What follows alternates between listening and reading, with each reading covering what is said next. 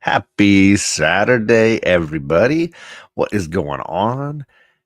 Here we are, surviving whatever the weather gods are offering to different parts of the country. I know some people freezing temperatures down in Florida, snow across the Midwest, fires here in the state of California, but I am okay. All is okay currently in this section of California. I'm happy to say.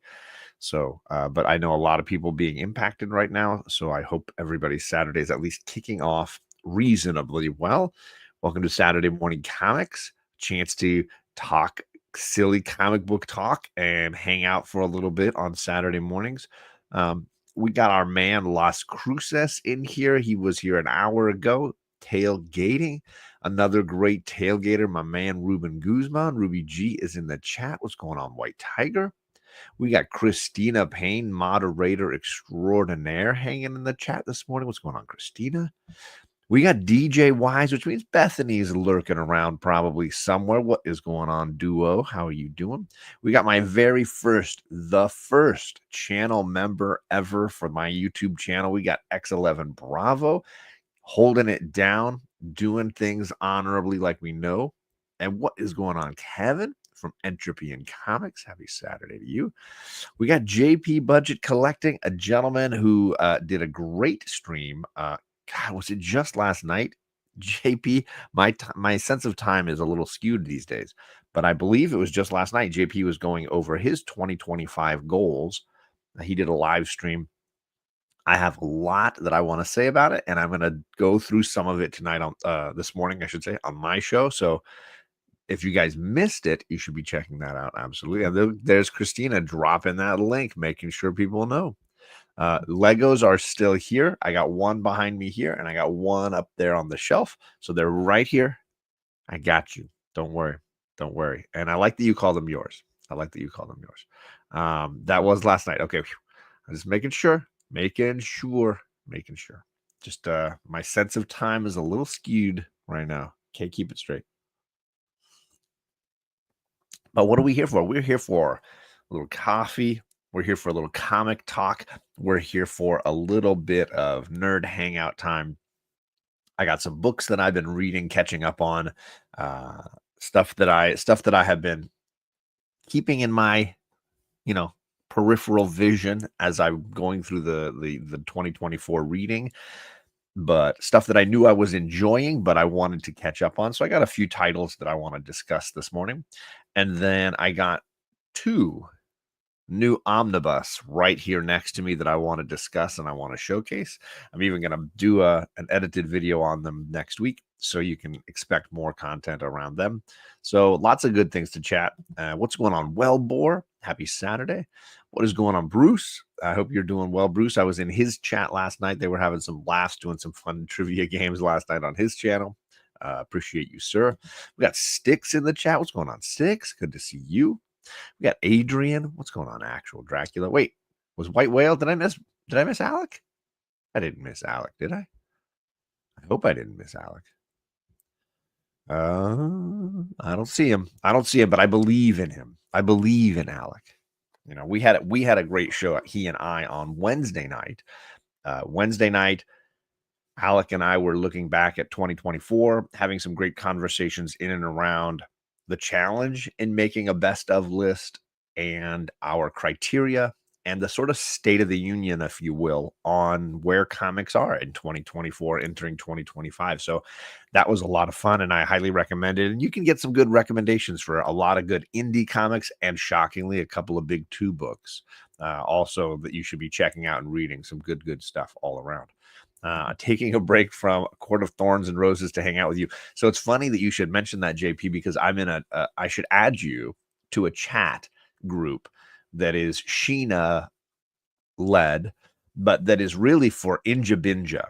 Her partner on Melanin and Manga is getting around to finally reading, and she is in A Court of Thorns and Roses, and she has some great hot takes about the book. Specifically, she really doesn't like Feyre and her whole mortal family, and the clear elements of bigotry, segregationist thinking about these two cultures, right? You have the immortal phase, and then you have the mortal humans, and both of them are incredibly racist towards one another in these stories. And obviously that triggers a lot of us because our connections to races of a variety we have in the United States has cultural historical impact for us each personally. And for Inja, she is very upset about how casual Feyre is with her bigotry, how casual she is with her hatred for a group that she knows nothing about. And I think it's very entertaining to hear Inja's take on Feyre and her family. So if you want, I can throw you into that Instagram chat group. You might love or hate us afterwards. What is going on? Lost in Comics is in the chat. Chris also did a great end of 2024 video where he broke down his 25 favorites, and he lists some great ones. I actually got a book that I think he needs to catch up on because I know he's a Philip Kennedy Johnson fan. If I'm not mistaken, Chris, I know you had read his Action Comics like I did and really loved it. Big talent as a writer. But I didn't hear you mention his Incredible Hulk run, and I caught up on that today. So something to think about if you haven't done it yet. I'm working on my Best of Marvel video, which, be honest, it's not a lot. There's not a lot. And I was very happy to go back and catch up on the Incredible Hulk run by Kennedy Johnson and primarily Nick Klein, although there is another writer or artist who came in this calendar year. Worth catching up on if you haven't done it, Chris. I just wanted to throw that out there. My IG, let me know if you need something dropped. Oh, there you go. Okay, look at that. I'm down. I'm about to start the first tray. Okay, so you're on the trials. So you're way ahead of Inja. Inja is still in the Beauty and the Beast section, just so you know. This is true. Big Philip Kennedy Johnson fan. The Hulk is really good. I'm about 2 issues behind. Okay, so we're about the same. I think I've got 1 or 2 left to catch up on. So that for me is a book that's worth it. There was a Best of Marvel. I'm saying it's really challenging for me to come up with 5 that I truly have enjoyed. That's a tricky part. What is going on, Gore Vidal? Happy Saturday to you, Gore. I hope things are going well. Hope your day's getting started well. Yes, Will, I hope to hang out with you too. I know that there's been a lot less live streams without people like Jigs and Perry doing their normal thing. We need people like your buddy Kevin Random Rips and you to take over, I think, and start doing regular late night streams because I feel like we're missing out on a lot of that stuff. But if you guys aren't following Will, Vogs is obviously a YouTube channel with a lot of good live streams going on, and we appreciate you coming by, buddy. Two Gun Pedro, pew pew, good to see you, sir. Well, since I was on the Hulk, let's kick off with reading first. Honestly, Incredible Hulk is the primary one I want to talk about. I spent the morning. I think I'm 1 issue behind. I think I'm 1 issue behind on Incredible Hulk. Sorry, I keep wanting to call it Immortal. It's the current run. I believe they're at issue 20, and it follows Hulk and this young girl, Charlie, that he has kind of partnered up with. And she is very obsessed with the monster culture that is in and around the Hulk. And specifically, currently, there is this, what they call sort of like the mother of monsters. They call her the eldest, and she is cultivating and bringing together the worst monsters in our world. And she has been around for thousands of years, creating and encouraging evil monsters. So in a way, it's this fun horror comic book that has elements of the Immortal Hulk run, but without as much of the like heady god tier psychological stuff and way more on the visceral gut punchy intensity. And I think I don't know that I can at this early stage just quickly say, oh, Immortal Hulk is better than Incredible Hulk by Philip Kennedy Johnson. I think they're very different, but I also feel strongly that they are both of a high quality and worth the time. There's Kevin in the chat. He says Incredible Hulk series is really good, and I feel the same way. The only caveat I will make is that when Nick Klein is not drawing it, and I know that this last year of that Incredible Hulk, I think there were 6 issues that Nick Klein didn't draw. They're really not great. Or I should say they're not nearly as good, maybe is the better way to say it. So if you are reading The Incredible Hulk, just know that occasionally you'll get issues where obviously a different writer or artist, needs to come in, and it's really it's always a big step down in much the same way. And I can talk about Ultimate Spider-Man here in a little bit. The issues when Marco Cicchetto isn't drawing Ultimate Spider-Man are a huge step back. Like for me, almost unreadable. Like almost, I need to walk. I need to go take a walk and cool off. Gore says it got off to a great start, John. I did a little live stream with Howler Mouse talking about Miller's Born Again. Yes, awesome, great series. Obviously, this marks its 40th anniversary. Wonderful in-depth discussion with him. I'll have to check that out. Gore, I'm sorry that I missed it. Usually I've got the notification bell for your channel all clicked so that I can catch all that stuff.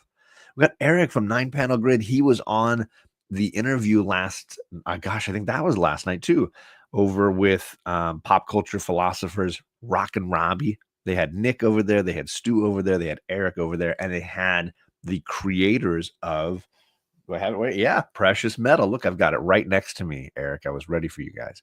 They had Darcy Van Polgeest and they had Ian Bertram on the show talking about Little Bird, Precious Metal, and just kind of like comics and life in general. It's over on Rock and Robbie. His channel is called The Pop Culture Philosophers. It was a great show. I was in and out of that chat while I was driving around doing stuff.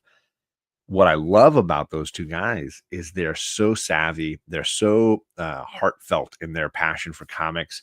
And of course, it's, Little Bird and Precious Metal, easily one of the best books of 2024. And Little Bird, the best book of the year it came out. So I'm just happy to see them getting a lot of that attention. So shout out to you, Eric, for continuing to praise that Little Bird crew. Absolutely worth the time. What is going? Lasso says, did I miss the part with the bagels and the beagles? Sorry, I was late. Slept 12 hours. Hey, good for you. Get that sleep. And yeah, I'm wearing a Storm. I got a Storm shirt. This was a gift from my man Joel the Geek, and absolutely love all the different hairstyles of Storm. Everything is represented in one way or another. So I was repping that brand for sure. Kevin says, enjoyed the relationship between Hulk and Charlie. Offers insight, compassion, and stuff we've not. Yeah, you don't normally get to see that side of Hulk, right? The compassionate side, the fatherly figure kind of side. I do love that stuff. When Nick isn't on, you really feel it. Yes, 9 Panel. Make sure you're following Eric. Absolutely. He says, all those big 2 books need 2 artists with a similar style. You can tell when it's a staff decision. Yeah. Good point. It's hard. Yeah, it happens on a lot of those big titles. Yes, having breakfast while watching John. There you go, JD. And I was at work watching JD do his Friday show. So there you go. Having a blast last night. Darcy and Ian are fantastic. 100%.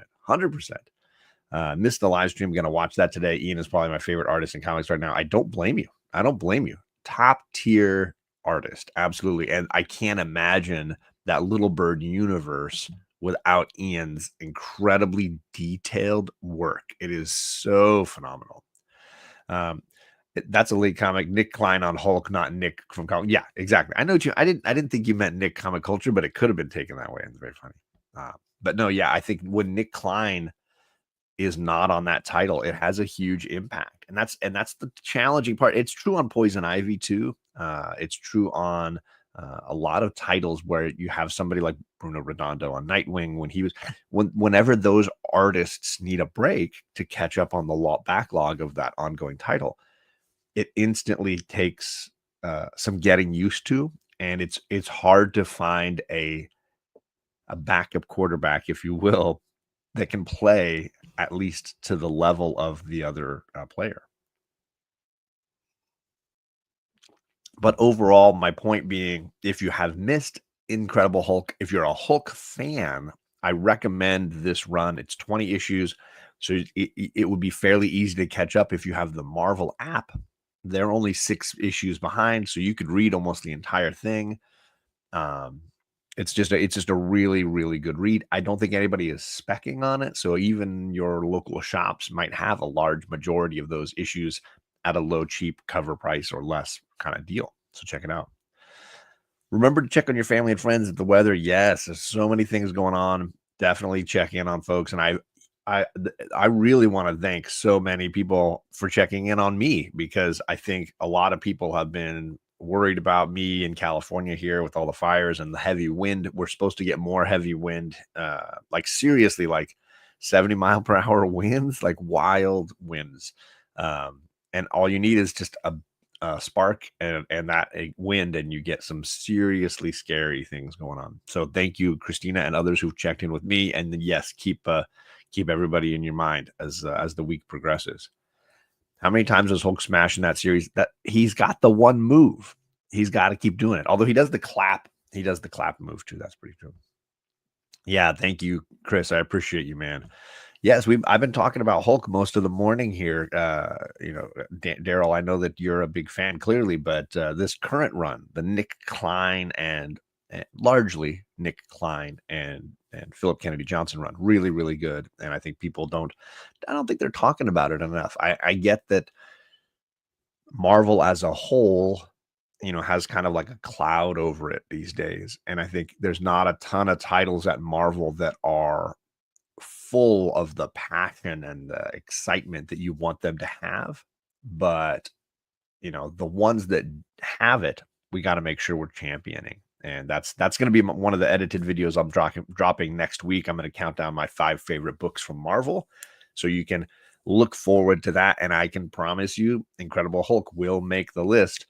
But will Ultimate Spider-Man? Tricky, tricky. I don't know that Ultimate Spider-Man's going to make the cut. I don't know. It's tricky, tricky, tricky. I haven't read it yet, but he does smash. Yeah, lots of smashing. But the literal kind, not the innuendo kind. Cliff on Comics is in the chat, and this is one of the rare Saturdays I completely missed his Saturday morning show, so I apologize to Cliff. I was relaxing in bed reading comics, and I by the time I got out of bed, he was wrapping up, and so I'm sorry. I'll be catching the replay. I believe he had Matt on his show this morning. I could be wrong, but he can let us know. So apologies to Cliff, and I look forward to catching the replay from his show. You've got moves like Jagger. Okay, well, I'm happy to hear that. Is Cliff not feeling very well either? Oh, goodness. I'm sorry, Cliff. Sorry to hear that. Oh, you can She-Hulk smash the button. Yeah, She-Hulk smash the button. Ultimate Spider-Man could have 0% Peter Parker and all Uncle Ben, and I'd still like it just as much. Well, Eric, you've definitely hit on one of my main frustrations with the book. So I guess we can continue with our reading update by rolling over to Ultimate Spider-Man, which I have now officially caught up on. And I've got so many problems with Ultimate Spider-Man. I've got so many issues with it that just don't work for me. And I'm not claiming that I'm not trying to convince anybody that I'm right. I'm just trying to support my rationale for why I keep crapping on it, because I've been super hard on Ultimate Spider-Man from the beginning. I'm a Jonathan Hickman fan. Everything I've read except this by Jonathan Hickman, I've really enjoyed. In fact, I'm saying that this is my least favorite thing that Jonathan Hickman has ever done. I really don't like it. And I'm a massive Marco Cicchetto fan. His work on Daredevil with Chip Zdarsky, it might be the best stuff Marvel's had as far as art in the last 10 years. I absolutely feel like his Daredevil run, the stuff that Cicchetto did, is phenomenal. And honestly, Marco's artwork is the main reason I'm still reading Ultimate Spider-Man, besides wanting to support my argument against it with facts. So let's get into what I don't like. Obviously, I am bothered by the massive amount of time in a Spider-Man book spent with Ben and J. Jonah Jameson. It feels like, and I'm sure that the number of pages and the percentage wouldn't bear this out, but it feels like almost half the book up to this point has been time spent with Ben and J. Jonah Jameson. Like I don't know why a Spider-Man book needs this much time with them. It would be like a Superman book with that much time spent with Jimmy Olsen and all the newspaper team. Like I don't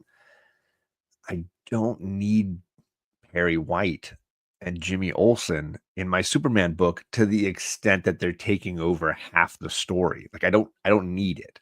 And it for me it bogs the story down in a big way. And I'm honestly, I was waiting for them to get superpowers and that was going to be the story and that it wasn't, and that I legitimately felt like the shocking twist at the end of the first issue was going to be Peter Parker dies and Ben and J. Jonah become the superheroes. Like I was convinced that was how that first issue was going to end. And when it didn't, I don't know if I was disappointed or if I was happy. I don't know how I felt about it, but I was shocked that it did not end that way.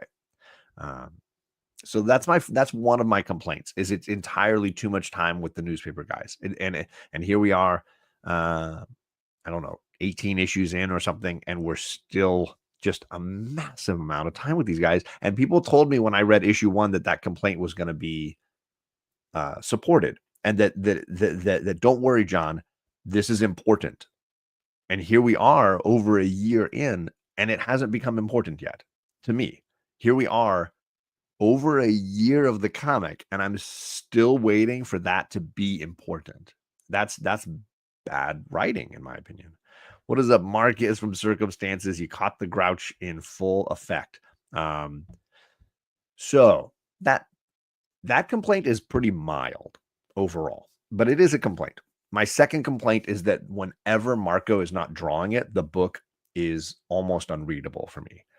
Marco is carrying this book, and when he's drawing it, it's readable. And when he's not, it's frustrating and it's exhausting and it's scatterbrained and just kind of lost. And Marco is doing his best to iron out some of the weaker parts of what Hickman is doing.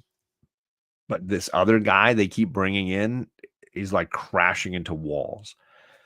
So when I'm reading Ultimate Spider-Man and I'm forced to get an issue without Marco drawing it, it's painful, nails on a chalkboard painful for me to be reading Ultimate Spider-Man not having Marco draw it. It's an example of a book that can't handle a different artist because the quality drops so steeply. That's my second big complaint.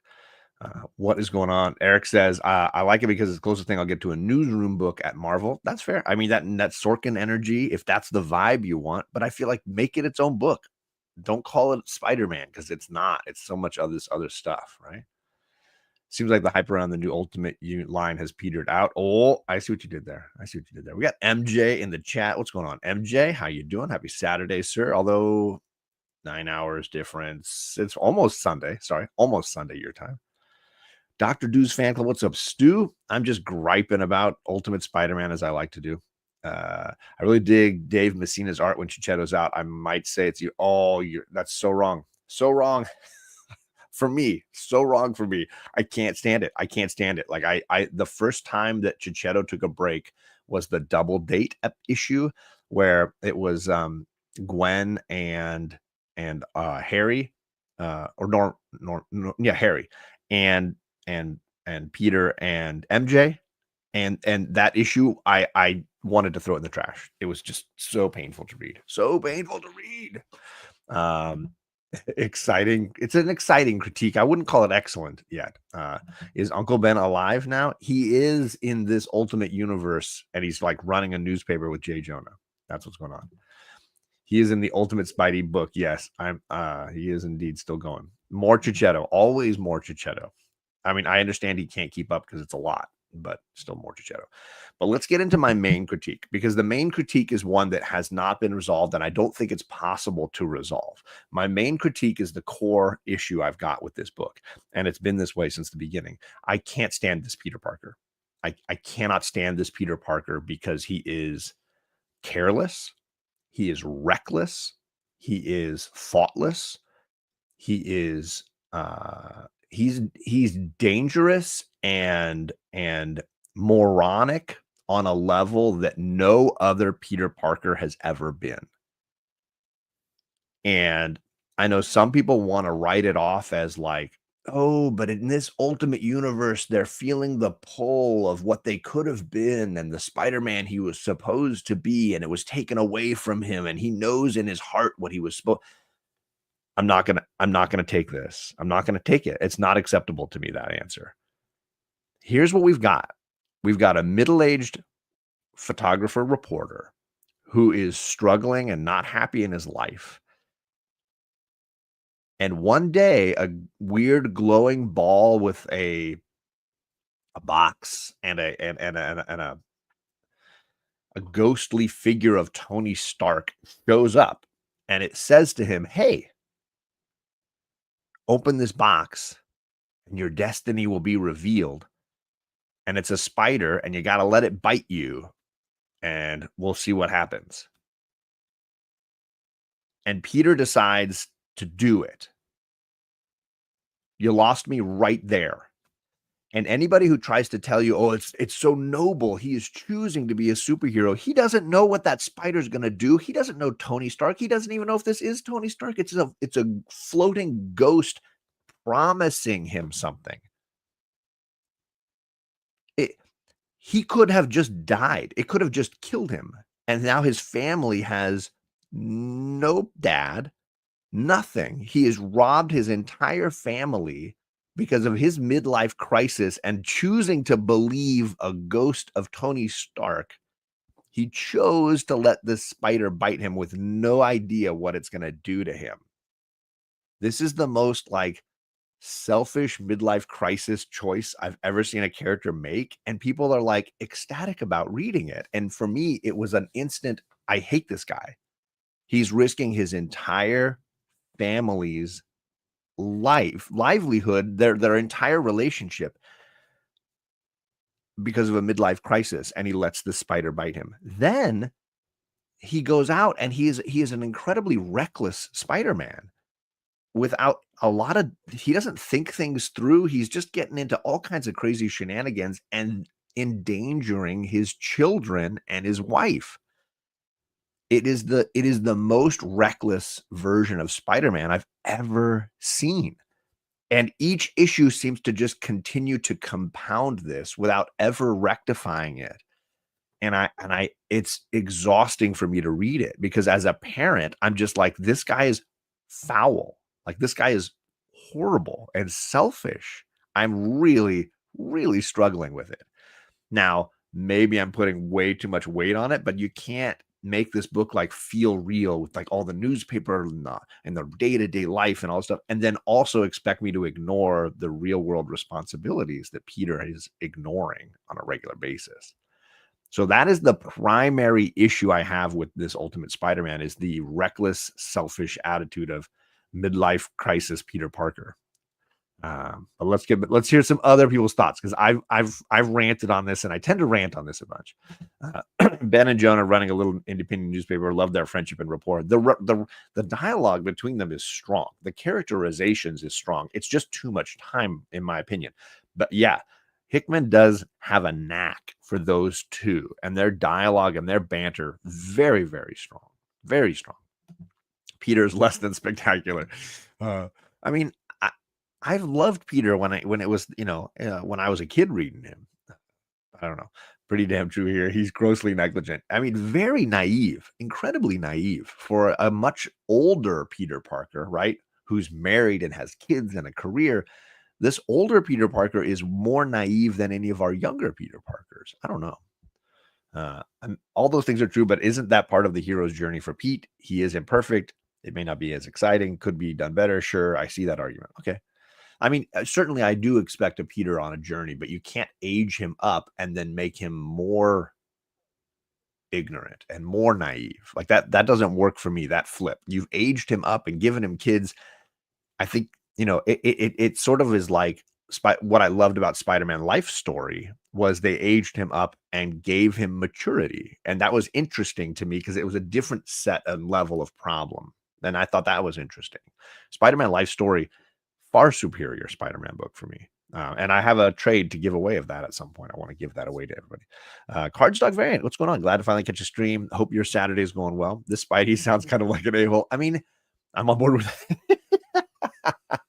Adrian, I love it. Wait, we don't all have floating ghosts come to us with superpowers? I mean, don't we all wish for something like that? What's up, Kenneth Bird? How you doing, man? But isn't that the point? I'm not reading it, but isn't that the point? What's the point? Sorry, what's the point? I missed it. What's up, Bronze Page? Terry's in the chat. What's going on, Terry? Old Wolf is in the chat. He is late, but we're happy to have him. JP says, haven't read it, so can't comment completely. But if you remember, he was reckless with the powers until Ben died. He's older and he has kids, and he's had kids for years. He just seems so reckless about their lives and about his family. He doesn't seem to value any of the family, and that concerns me. It's one thing for Pete to be a teenager or in his early 20s and be reckless with his own life, but he's endangering his family, his kids, and he's just as reckless with them. That really irks me. That for me feels like bad writing. What is up, Tony? What is up? Kevin says, I appreciate you taking time and checking on the family. Yeah, I hope, I know Kevin's north of me, closer to what's going on, but I do believe, Kevin, you're doing okay, but obviously correct us if things are not going well. I'm shooing ghosts away every Christmas. It's such a hassle. Such a hassle. So anyways, Ultimate Spider-Man is not a horrible book. I'm still keeping up with it. I'm still reading it, but it is very frustrating. It does have a lot of nails on the chalkboard feels for me. The main reason I'm reading it, the number one reason I'm reading it is because Marco Cicchetto is possibly the best artist working at Marvel easily. I would say that he is the best artist working at Marvel right now, and possibly one of the 5 greatest artists working in comics right now. Marco Cicchetto is, is top flight, and I don't want to miss anything he's doing. So I am sticking with the book for now because of him, and I also have a lot of respect for Hickman, and I've enjoyed almost everything I've read from him. So I have hope and faith that he could turn this into something, but he's going slower than I would like if he is evolving this into something. Heroes for Hire, what's going on? And I hope your Saturdays are going off to a good start. Hope things are going well for you, sir. Just reading update some Marvel books that I caught up on this weekend. And I think I'm going to cut it right there because I got a couple other topics I want to get into, and I don't want to waste too much time. I want to talk a little bit about the omnibus purchases because I got a couple of new omnis. And if you missed it, I dropped a video earlier this week on my frustrations with Marvel and their omnibus, releasing and their omnibus organizing and their omnibus public information. So I want to get into that a little bit. We got Evil Mike in the chat. What's going on, Mike? Happy Saturday. Nobody draws hair like Cicchetto, which is a weird compliment. And maybe my bald head is just envious. Eric. I will say that was one of the things that always irked me about Todd McFarlane's Spider-Man was that the hair was wild. The big pompadours with the twist in the middle, and it was a lot of hair.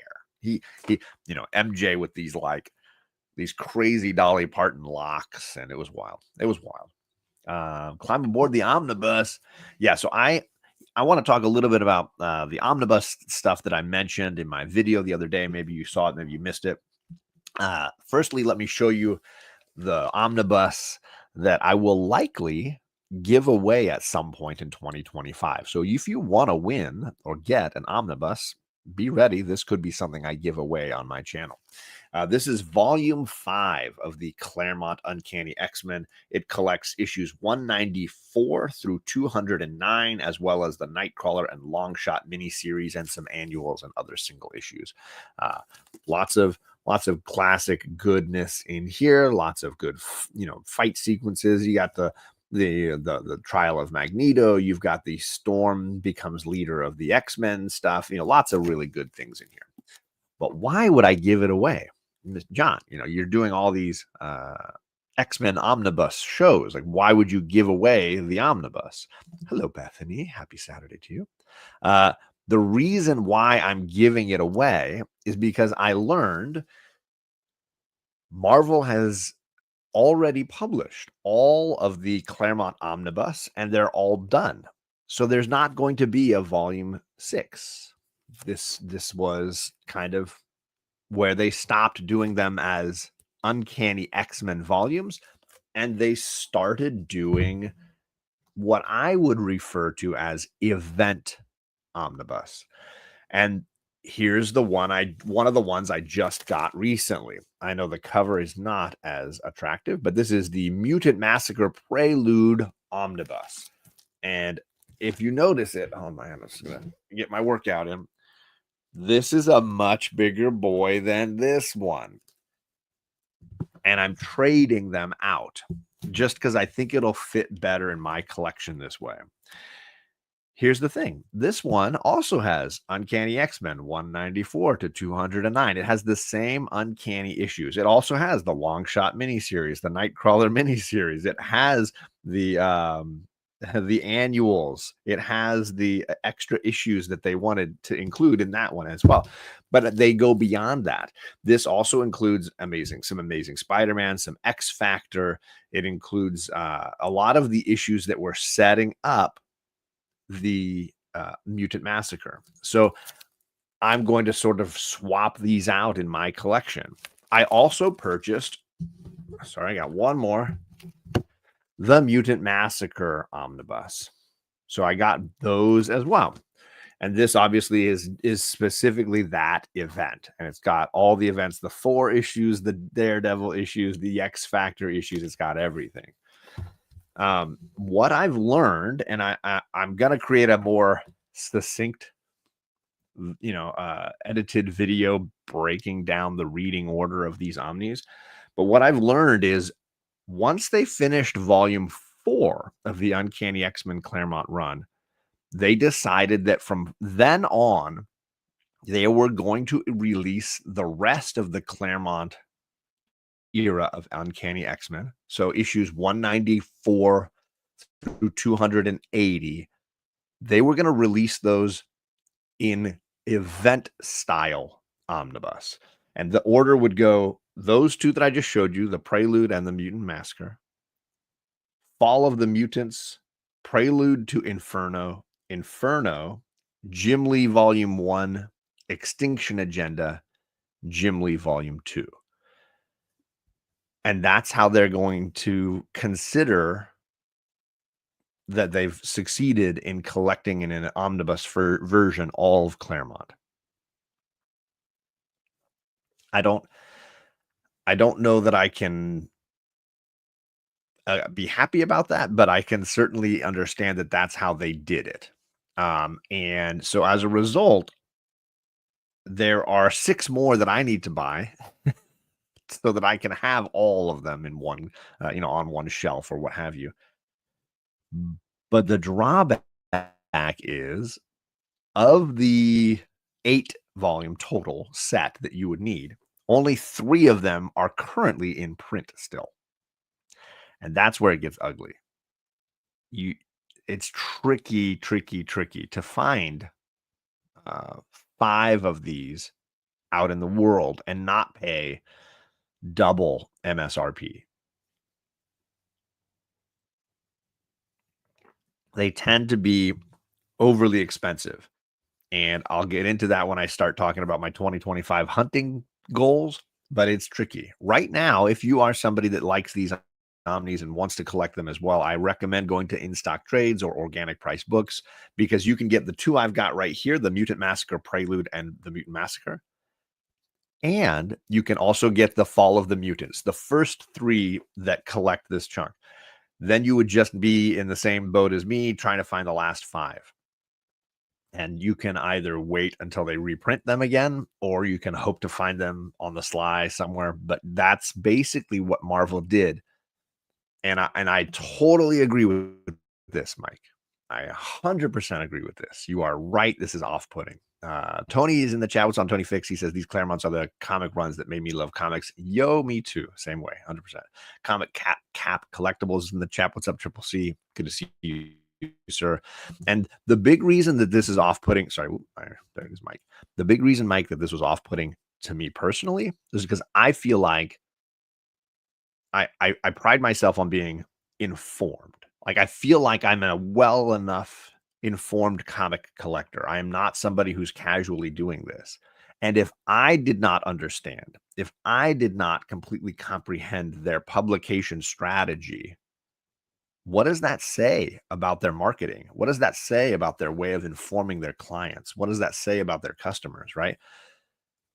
If this was Marvel's strategy, they blew it in explaining it to the public, because I would have purchased these when they were being released. Had I known this was their publication strategy, they blew it in informing the public.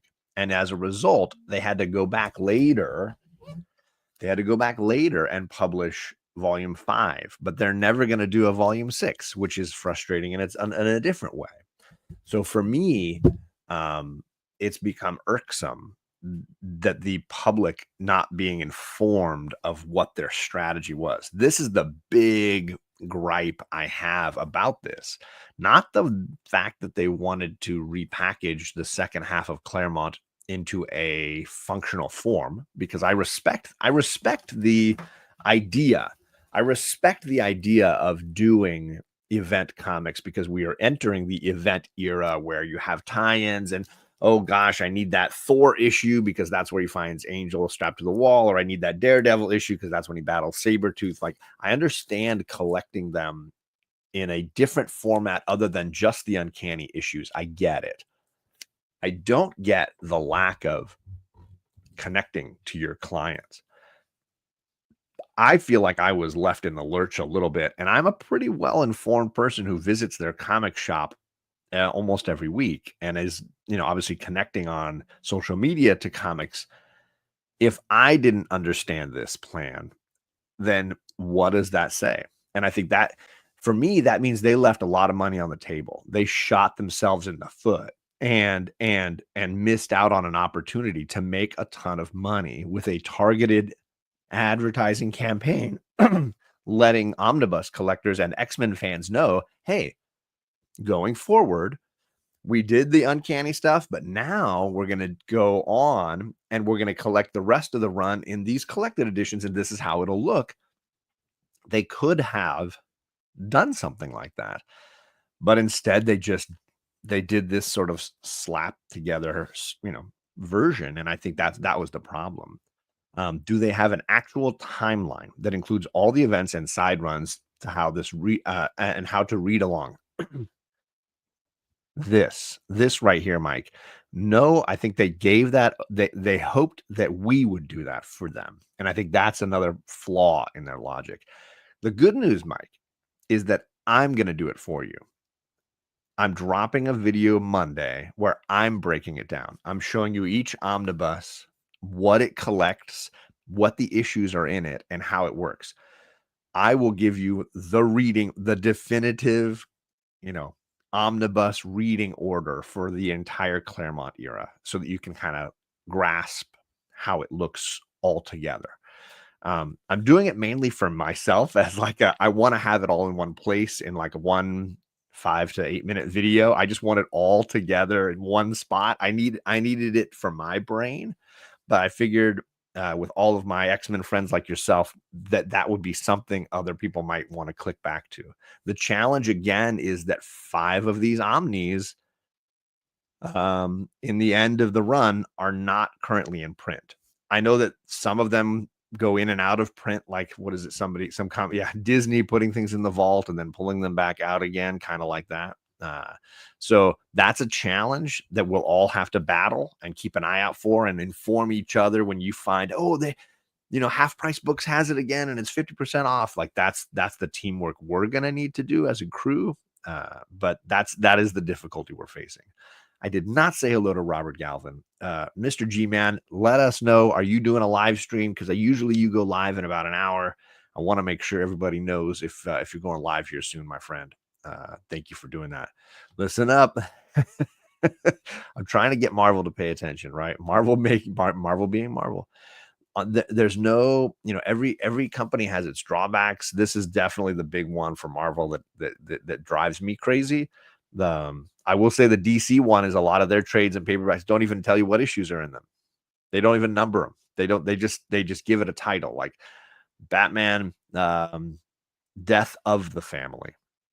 But they don't tell you what issues of Batman are in that book. They don't want you to know that you get to get the other 2 volumes that precede it. So everybody has their flaws. I'm sure there's logic in their boardroom somewhere, but it's not showing up on the shelf in the shop when I go in and deal with it. Yeah, so I'm shooting that this weekend. I've pretty much got everything organized for it. Obviously, I won't be able to hold up all the omnis, but I'll have covers I can show on the screen for some of that stuff. Yeah, it's weird that it's got these gaps and these spots, and it's kind of frustrating. Absolutely. We got Rod the Rican in the chat. His channel has been blowing up, and he's got a second channel on top of that. My guy's dropping videos sometimes twice a day. He is a comic content creator extraordinaire. I appreciate you making some time, my guy. Hope your Saturday is doing all right. Not too cold down there in Florida. Carlito Clasico. I got to schedule another movie show with him, maybe for next Saturday, something like that. But I definitely looking forward to hanging out with him and Matt from Mr. Gretzky at some point here. So that's my omnibus update. I'm excited that I got 2 of them. I do need to buy the Fall of the Mutants omnibus, which is still in stock trades and other websites like Organic Price Books. So I'm going to grab that one here probably soon. And then I'll have all the ones that are in print, and I'll just have the 5 that I'm going to be hunting the rest of the year. And part of that leads into my next topic. So I'll switch over to my 2025 goals. Obviously collecting certain omnis is my goal.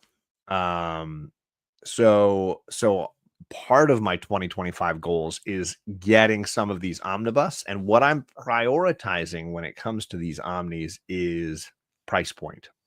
I am not paying MSRP. I am paying under MSRP. I am not paying double MSRP, right? And my price point for most omnis is $70 ish, or less. If they're asking 100, 200, whatever, I'm going to skip on all of that. So in my opinion, it's going to be a challenge, but I think I can get these 5 omnis that are left, and I can get them for the right price if I'm just patient. And that's my plan. If I'm so patient that Marvel goes and puts them back into printing again, then I'm really winning, because I can just snag them as they come off the printing press, right? So that might be, I said printing press, yeah. That might be my strategy, is to just take my time and be as patient as possible. And if this takes a few years to kind of snag the ones I'm missing, then that might be the way to go. Let's hear Robert saying Queen was hospitalized. Oh my goodness. My brother's tender little care this week is home being nurse. No show at the moment. I'm very sorry to hear that, Robert. I'm wishing you guys all the health. Sorry to hear that Queen's not feeling well. Digger Jim is in the chat. What's on, Jim? Good to see you, sir. Let's see here. It's great to see 2 of the OG 4 Horsemen of Comics. Whenever we can get the gang together, it's always nice. Perry is blowing up. I don't know if you've seen Perry's gaming channel now almost has 23,000 subscribers, and his Obviously, his comics channel is, I think, is he at 120,000 subscribers? He is blowing up, but he still makes time for the little people. Still pops in and out, still says time, makes his time for all of us.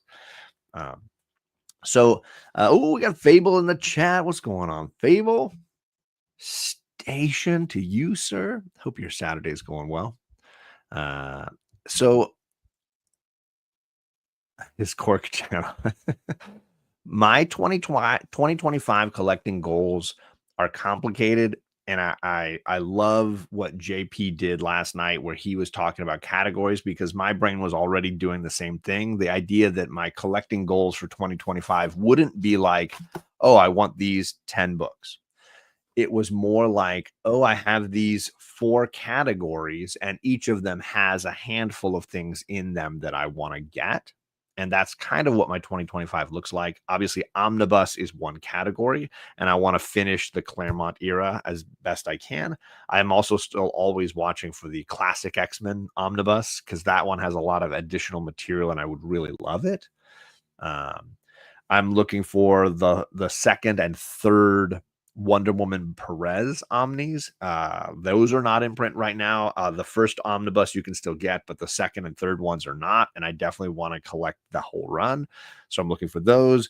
And I potentially am watching for a deal on the 2 Wolverine omnibus. They're the ones that have the Frank Miller stuff and the early ongoing stuff. So I might have some of that. So there's an omnibus category that I'm working inside of for sure. That is high on my list. What is up, Air Spiders in the chat? I hope lunch is going well. Hope things are off to a good start. Jigger Jim says I bought his first omnibus for $35. That's a steal on an omnibus. And I know that Mark, Legion of Comics, got his first omnibus. It was the Amalgam Comics omnibus. And I don't know if he's looking at the Marvel DC crossover omnibus, but that would be a good one to pair with that. I know a lot of people are making that choice. No collecting goals. Reading goals. I definitely have reading goals. Always have reading goals for sure. It looks like Lasso has the second and third omnis as well. And I think the problem is that those in the interior art isn't Perez, and it lacks. I mean, that's fair. That's fair. I definitely have more Perez shorts coming up, so you can definitely count on that. And a Perez omnibus breakdown live stream with Lasso and with JP is on the horizon as well. The first Ollie's in his state is opening. If they have omnis, I will happily PayPal you shipping and all that good stuff. If you find those deals, definitely let me know, because that's part of what I'm doing. My 2025 goals is to have these conversations, and people can help remind me when those things are coming. So yeah, omnibus is one category for me. Second category in my 2025 goals is upgrades. There are definitely books that I'm not a grade snob, but as prices have been plummeting the last few years in comics, the 2.5s that I afforded a few years back, now with that same money, you can get a 5.0, you can get a 5.5. So for me, I'm going to be very strategic about upgrading key books in my collection. Specifically, obviously, my Uncanny X-Men run is one of those things. I think I've got 5 or 6 issues still on the expensive side that I would like to upgrade. Specifically, issues 120, which is the first, cameo of Alpha Flight. I need to upgrade that. I have a low grade copy of that. And I need to upgrade my 101, the first Phoenix. Those issues are generally expensive, but I think if I could get, anything from a 7 to a 9 at a good price, I think I'm going to watch for those books. I knew G-Man would be happy about that Phoenix. So yeah, I'm watchful for upgrading some of those keys. And as I've seen prices come down, I think it's easily possible to snipe something, get something good in that upgrade range. I also want to upgrade that Catwoman Silver Age appearance. I think those books have come down a ton, and you can get a good Catwoman, first Silver Age Catwoman for a steal. And then JP has highlighted for me, and I almost feel like, I'm sure JP did this video and I've seen it and I forgot, but he does those great character like breakdown videos. You know, and I need a whole breakdown of the early Catwoman appearances, because he's got a lot of great keys that he snagged the last few years regarding her golden age appearances and her costume changes and her cover appearances. And I kind of want to dabble a little bit in some of those key Catwoman early appearances. So that is my second category after upgrades. The third category is keys like that, where there's some of those early, especially Bat villains that I still have not grabbed their first appearances and their early appearances. So, you know, characters like Clayface, Riddler, Penguin, Talia. You know, there's a bunch of villains that I have not snagged yet. I don't even think I have Bane's first appearance, although, you know, a luchador bad guy, he doesn't impress me as much as maybe some of the others.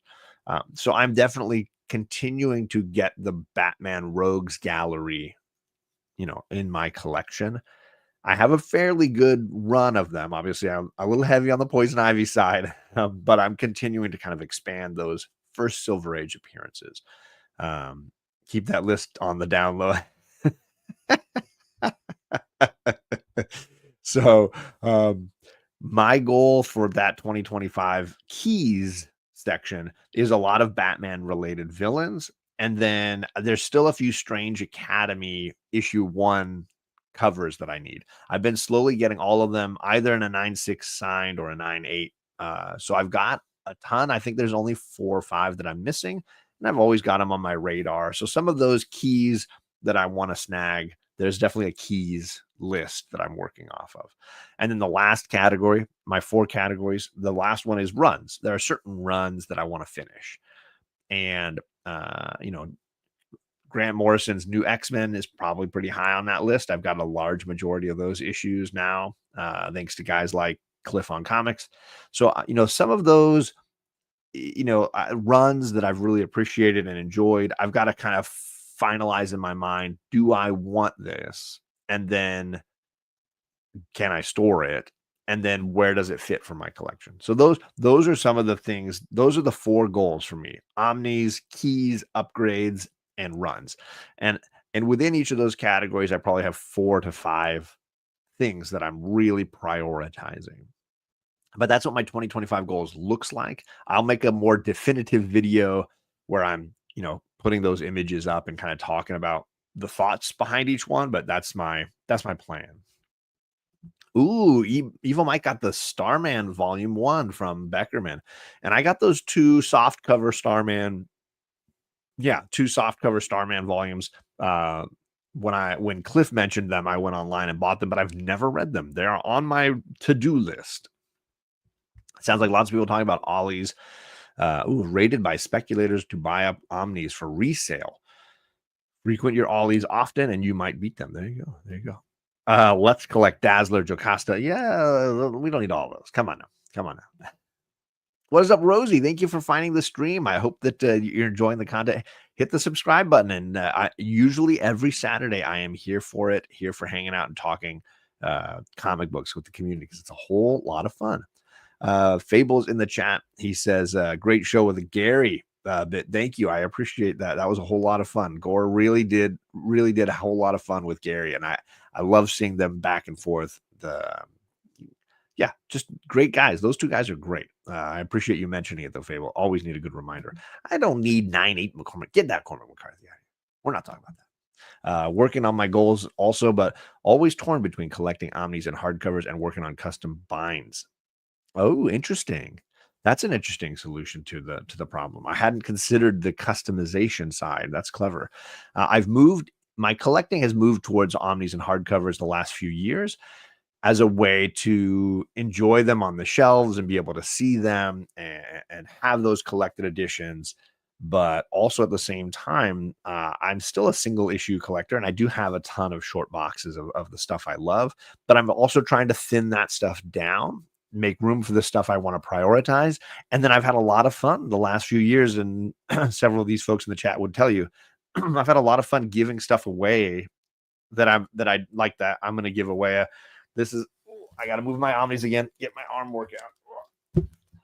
I'm going to be giving away this factory sealed omnibus right here at some point in 2025. I'm not sure how or where that's going to go down.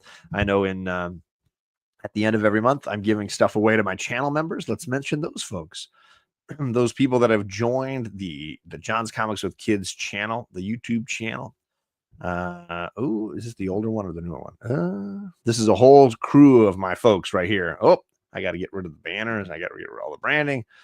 Get rid of that. I think that's everybody. Lisa Noble. I see Southern Comic Geek, Circumstances.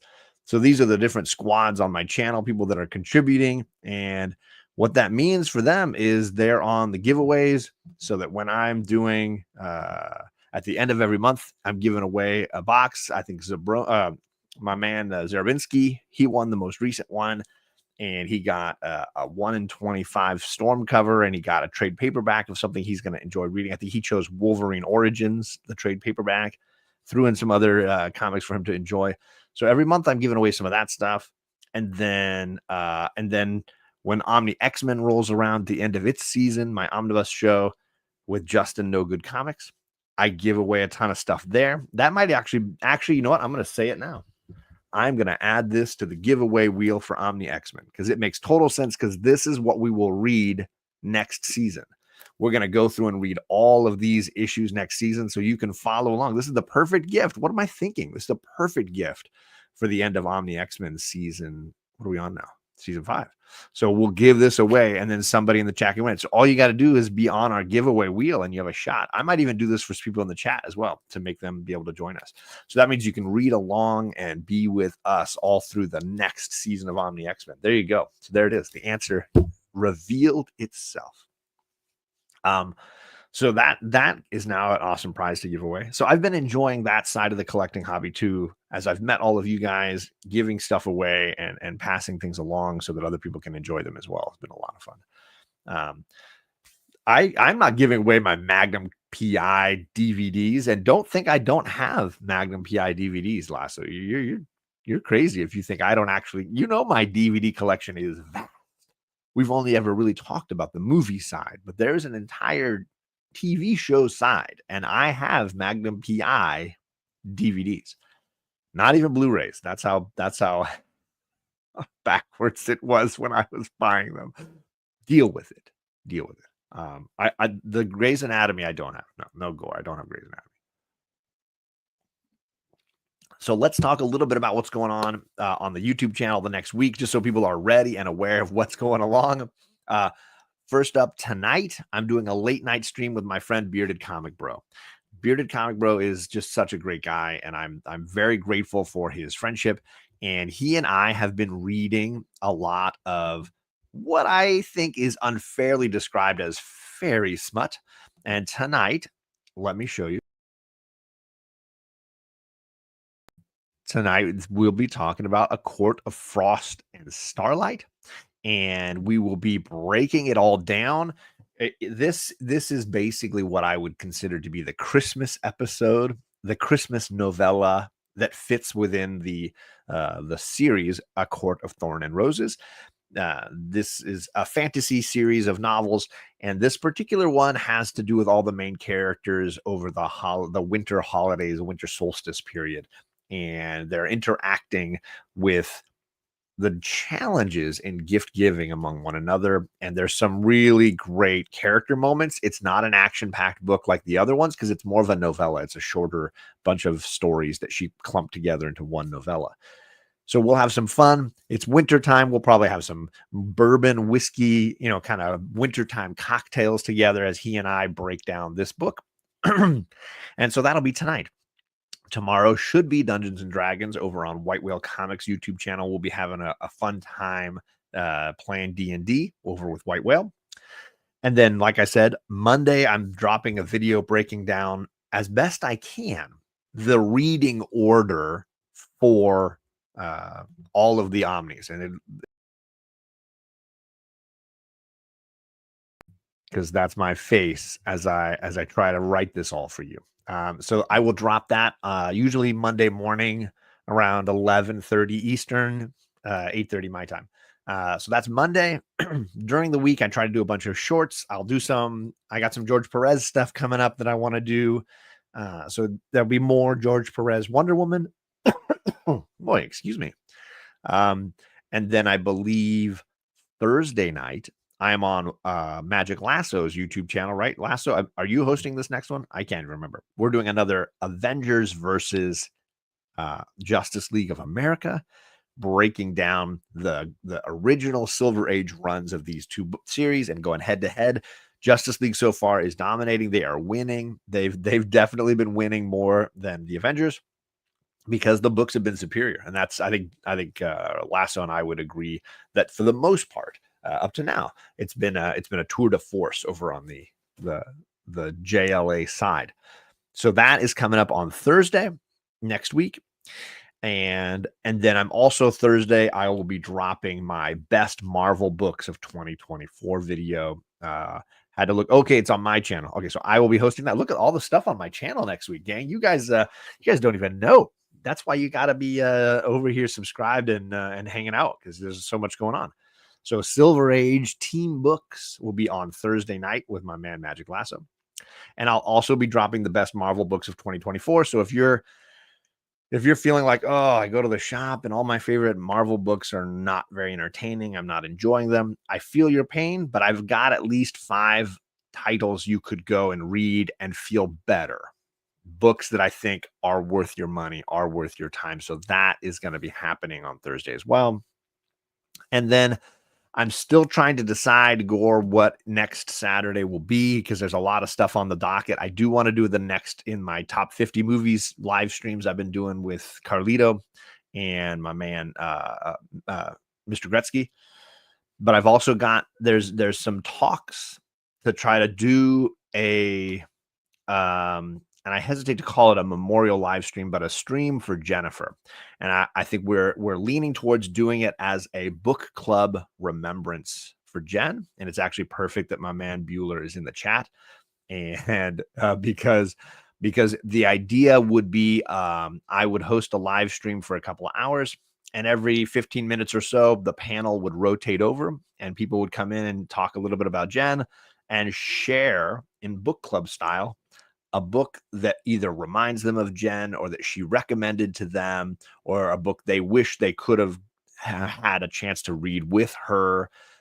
Some books centered around our friend Jennifer, who passed away last year. So I wanted it to feel more like a celebration of an absolutely passionate comic book fan and reader, and less of a heavy memorial. And so I thought the best way to do that would be if we talked comics for her. And so we'll have a lot of people on. People can reach out to me if they want to be a part of it. I'm hoping to do it next weekend or the weekend after. It'll depend on obviously a lot of schedules and things. If there's, I got a lot of girls with sports these days. So that is the plan. And it would probably go for a couple of hours, and I would get as many people on as possible, as long as they felt like they felt comfortable coming on and didn't feel too emotional to do it. And ideally they bring some sort of a book to mention, to celebrate with Jen.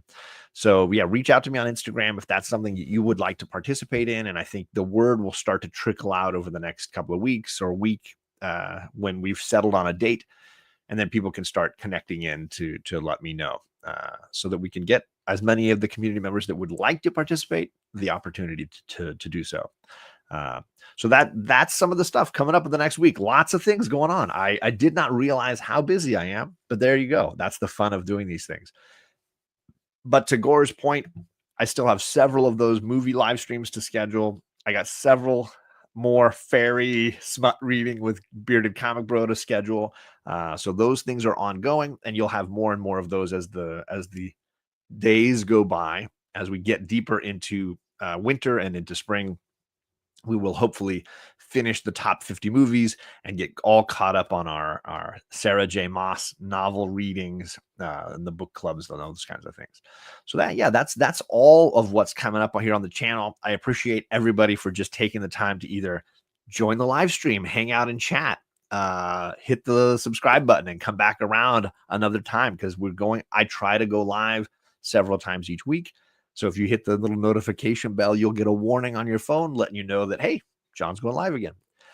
And obviously, if you have the ability, we appreciate you being a channel member, and that's where you can win the books and things that we give away. So being a channel member each month gives you the opportunity to get some fun giveaway stuff. So I appreciate all you guys for taking the time to do that if you can. I'll be back tonight in about 9 hours with my man Bearded Comic Bro. So I hope to see you guys all there. If you want to hear silly fairy talk, we'll probably talk about our favorite Christmas movies and our favorite Christmas episodes of television as we do a Christmas fairy fantasy smut novel. So that should be a whole lot of fun. I know you're not, Bueller. I know that. You just got a blue wrench. I do the same thing for you. We trade wrenches, not subscriptions, but I get all that. Thank you everybody for coming by. I really appreciate you all, and we will see you guys all. I will see you guys all again tonight, and have a great weekend.